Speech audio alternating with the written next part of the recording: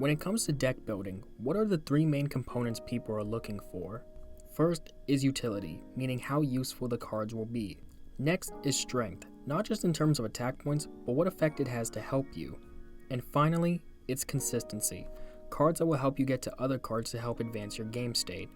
In this video, our main focus will be on Yu-Gi-Oh's best form of consistency, searching. Searching has pretty much been relevant since the beginning, and it all started with these two cards, Sangan and Witch of the Black Forest. These two are the ones who started the groundwork for what searching would ultimately become, and that's what we'll be covering in this video, from their history to future card design. This is the story of the OGS Searchers. Our story begins in 1999 when the OCG released its Volume 6 pack, where both Witch and Sangan would make their debut. However, some of you might already know this, but for those who don't, when these two were first released, they had completely different effects from what we played within the TCG, as the OCG's printing never specified where they had to be sent from. The moment OCG players found out about this loophole, you can bet $1 million they abused these effects. Pretty much any card that would discard like Graceful Charity and Tribute to the Doom, or cards that would send from the deck to the graveyard like Painful Choice, would always use Witch or Sangan so that you could search something off their effects. Because of this loophole, many degenerate decks would come out the woodwork that would find ways to fully utilize this effect. An example would be the Cannon Soldier OTK deck I showed you in my Painful Choice video.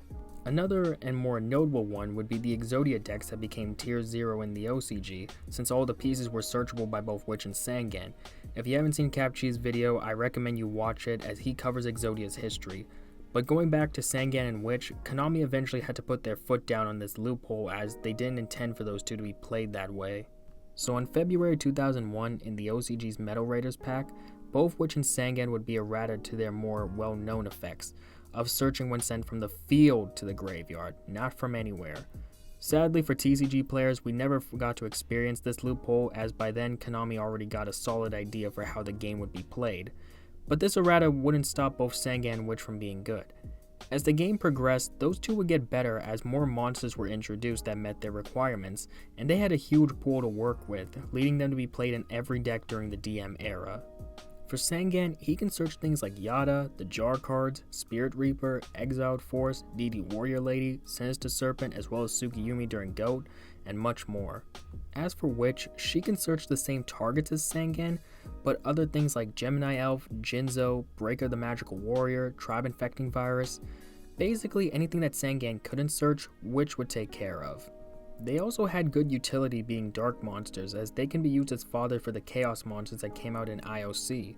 So they weren't just good for searching, they had other applications too, which I'll talk about later on. Unfortunately, things wouldn't stay like this forever, as we all know, on August 2004, the Yada Lock deck got both Witch and Sangan banned alongside Chaos Emperor Dragon and Yada. However, most people would argue that Sangan and Witch were more of collateral damage of the other two, though some would say that Witch may have deserved it more because her targets were better at the time, and Konami kind of agreed with that, as on April 2005, Sangan would get unbanned, but sadly for Witch, her time was up as she remained banned for a decade. Speaking of her staying banned, I have a question for all my old school players. If Witch was legal during the days of Phantom Darkness and Teledad, would she have been broken? I feel like yes, because she's a dark monster and can search Dark Armed Dragon, and with Teledad, she would have been great for synchro plays, most notably with Go-Yo Guardian and E-Tele, but I didn't play during those times, so that's why I'm asking what you guys think. Just tell me in the comments below. Anyways, let's get back to the video.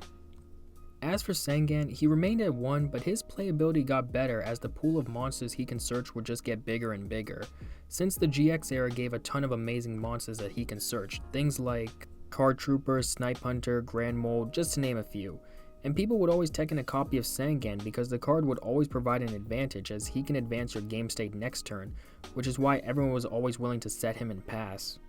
Another thing I gotta mention is that in the GX era we got Crush Card Virus, and you can make an argument that Sangan was one of the best Crush Card targets as you can tribute him to destroy all of your opponent's monsters on their field and in their hand, then get a search. Not gonna lie, that's pretty busted considering how much advantage you got from those two cards.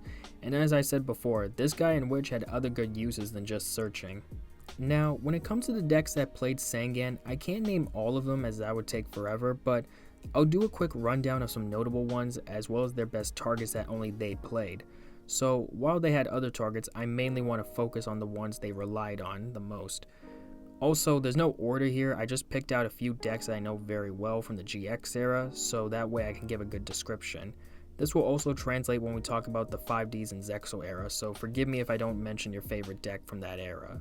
Starting things off, we got Monarchs, and their best target is Treeborn Frog. This card was the best tribute fodder for the Monarchs as it can reborn itself every turn. Next up, we got Gladiator Beast, where you had some Glads like Bestiari who could be searched, but the most famous target was Test Tiger, one of Glads' best cards, as it can help you trigger their effects without having to go through the battle phase. There was also DD Crow, as it countered the Test Tiger / Prisma play to prevent Darius from reborning Bestiari, since that play was huge during Glad format. And one last thing I should mention is that before Gladiator Beast got Gizaras, Paul Leviton won Shonen Jump Minneapolis during Dad format, and Sangan's purpose was to act as a crush card target alongside Spirit Reaper. Just wanted to put that in there. Speaking of Dad format, our last deck is Dad decks, where you had a variety of good dark monsters to search. The most famous one was Armageddon Knight, as he was used to dump cards like Demok, Malicious, or any dark monster for Dark Iron Dragon. I should mention this, but the thing with Dad decks is that there was a lot of variety when it came to good dark monsters that Sangan can search, and it really depended on what the player chose to play in their decks. Some ran Spirit Reaper, and some people like Lazaro Bolito ran Prominus King of the Shadows, while some ran Phantom of Chaos. It all really depended on the players, so some builds you find online won't be similar to each other. That's pretty much all I got for the GX era. Moving on to the 5Ds era, Sangan's playability kind of fell off during this time compared to DM and GX, but regardless, it was still played, as you can make an argument that Sangan got better during this time. After all, Synchro Summoning made it so that you don't have to rely on your opponent killing Sangan for you. You can just take him out the field yourself for Synchro plays. Though, I will say, people didn't actually do that. They still set Sangan pass, mainly due to the fact that Sangan wasted your normal summon, and set pass could promise you a starter for next turn, as the game was starting to become a bit more combo focused. Furthermore, Crush Card Virus was legal at the beginning of 5Ds, and as I said before, Sangan was one of the best Crush Card targets, so he still had that going for him. Now, as I did with GX, I'll list out some 5Ds decks as well as their best targets that Sangan could search. And the first one I got is Teledad, since now you had cards like Plague Spreader Zombies who could reborn itself for more Synchro plays, and as before, you sometimes had Armageddon Knight mainly to dump Plague Spreader. Next up, we got Synchro Cat, mostly because of the fact that Rescue Cat became the best card of the game during that time, and they also used Summon a Monk to bring out Cat. A third deck I got here is Jeff Jones' Quick Draw Dandy Warrior, which won Shonen Jump Edison in 2010. This deck relied on cards like Quick Draw Synchron to help make any of Yusei's Synchros, as well as Dandelion who provided tokens for more Synchro plays. Furthermore, this deck used Lone Fire Blossom to get to Dandelion and Glow Up Bulb for extra Synchro plays. And finally, we have Plant Synchro, simply because of the fact that you had cards like Spore as well as the aforementioned Lone Fire Blossom, Glow Up Bulb, and Dandelion that gave you a lot of Synchro plays. Basically, for these last two decks, everything was searchable by Sangan, so really there was no downside of tagging him in. Alright, now we're getting into Zexal, and this was the era where Sangan's playability exploded. He's kind of like Hao. He fell off for a bit, but then came back stronger than before, and there were a few reasons why this happened.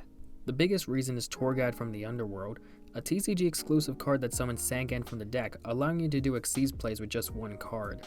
Also, something I want to mention here is that when Zexal first started, the former head of Konami R&D Kevin Teward made a ruling that Xyz materials counted as being on the field, meaning that Sangan would trigger when detached from an Xyz monster. This was kind of insane, as there were some good rank 3 Xyz monsters like Levier the Sea Dragon and Wind Up Zen mains, so you could search after using their effects, which is kind of nuts. However, as you might expect, this didn't last too long, as the OCG told Kevin that he can't make up his own rulings, so he changed the rulings to how it is now, though that didn't stop Sangan from being broken. Even without that ruling, the Sangan Tour Guide play was still amazing, as it can deal with the semi-limited Torrential Tribute, as it would punish the player for popping Sangan since they can search Max C. Even if it only activates on Tour Guide summon, you still get to summon the Sangan for defense and get a search for next turn. Furthermore, during Zexal, Sangan had a good pool of starter cards to search with things like Wind Up Rat, Rescue Rabbit, and Zectors like Dragonfly or Hornet, as well as Card Trooper for Chaos Dragons. Pretty much every deck during the start of Zexal relied on a card that Sangan can search. To make things even better, as I mentioned before, Sangan can search hand traps like Max C as well as Effect Veiler, and we all know how good those cards can be. And lastly, Blackluster Soldier got unbanned, meaning that Sangan was once again used as Banish Fodder. So you can see what made Sangan so popular in the Zexal era. It wasn't just a tour guide play, many things made him very strong during that time. Though, as you expect, Konami wasn't going to let this go on forever, as in March of 2013 they told Sangan that you had your fun, now you're going back to the Forbidden Limited list, your friend Witch is waiting for you. And that was pretty much the end of Sangan's run. He had his fun, but eventually Konami decided to re-ban him.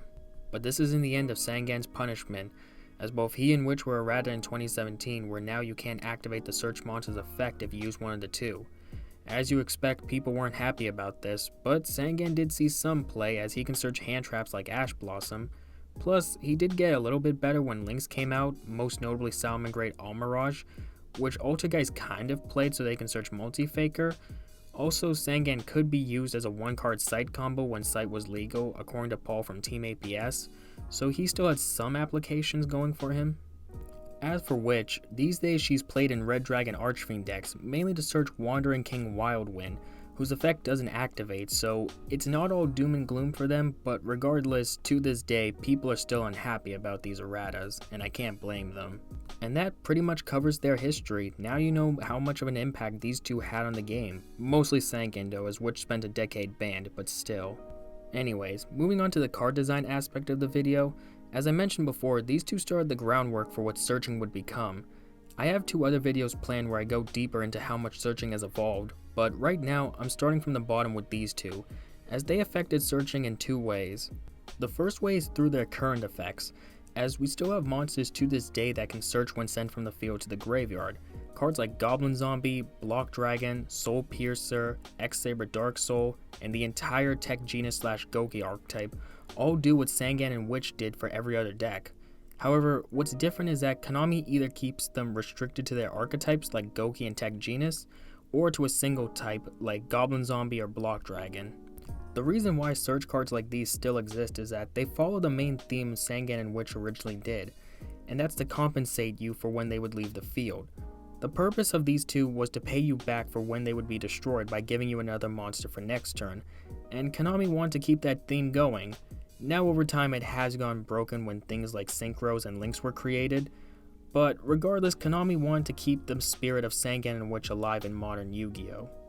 As for the second way, surprisingly Sangan and Witch's era from the OCG inspired another way of searching, as we still have cards today that search regardless of how they ended up in the graveyard. Cards like Absa Dragon, Tri-Brigade Nerval, and Predaplant Biblis have been used the same way as how Witch and Sangan were first used in the OCG, though as I mentioned before in the first part, they're restricted to their archetype, making them more balanced. You might be wondering why Konami got inspired by this form of searching. Well, my personal guess is that archetypes like Rocket, Tri-Brigade, and Predaplant require a lot of resources to do their normal play, and they might want to use their normal summon on other cards. So by giving them a searcher like this, it provides them a much better consistency boost than a Stratos-like card, as you don't have to waste your summon on these monsters, and can send them directly to the graveyard either from your deck or hand, providing you more resources for more plays. You might say I'm coping here, but the evidence is right there, as Sangan and Witch were the first to do that, so I think I proved that these two inspired this form of searching for the game. I gotta admit, it's kinda crazy how their era created this form of searching, but I guess it goes to show how much of an impact these two really had on future card design. And with that, we've reached the end of my video. Let me know what you guys think about Sangan and Witch. I really hope you enjoyed this content. I'll be making more of these in the future, so be on the lookout. But for now, I hope you leave a like and subscribe for more. Have a good day, folks.